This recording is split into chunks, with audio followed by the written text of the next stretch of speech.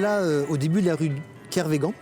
La rue Kervégan, en fait, elle donne ici sur la place de la Petite Hollande. Et ensuite, derrière, on ne le voit pas, aujourd'hui, il y a le square Jean-Baptiste Daviet. Alors, ce qui est intéressant sur cette carte, en fait, c'est les inondations de Nantes. Là, nous sommes en 1910 et les photographes n'ont pas laissé passer l'événement. Ils ont réalisé des milliers de cartes postales où on voit le Nantes inondé. Et là, c'est là qu'on se rend compte que Nantes était vraiment la Venise de l'Ouest. Plus que la Venise de l'Ouest, parce que là, c'était vraiment pas prévu. C'est plutôt une catastrophe pour tous les gens qui habitent au rez-de-chaussée. On est obligé de venir en barque ou d'aller dans des carrioles tirées par des chevaux, ce qui est pas mal aussi. Les chevaux marchent dans l'eau.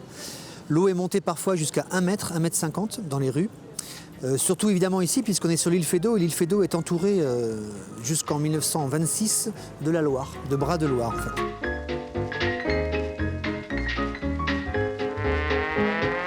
Cette carte en fait, elle symbolise l'année 1910, mais dès 1904, on trouve aussi des cartes postales qui racontent ces événements dramatiques pour Nantes. Les plus vieilles crues en fait datent de 1711, il y a aussi celle de 1879, et la toute dernière, ce sera en 1936.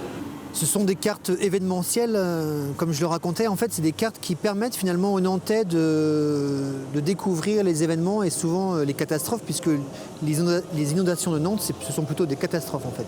Même si les images finalement sont très belles.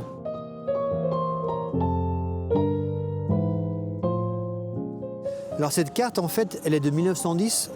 Et aujourd'hui, nous sommes en 2016, donc elle a 106 ans. Et ce qui est intéressant, c'est que déjà, elle a traversé le temps, grâce à des petites mains, des collectionneurs, des conservateurs. Ça, c'est génial. Et surtout, ce qui est intéressant, c'est qu'on s'aperçoit que les immeubles ici, par exemple, avec les sculptures et les fameux mascarons de l'île Feydeau, eh bien, ils sont déjà là.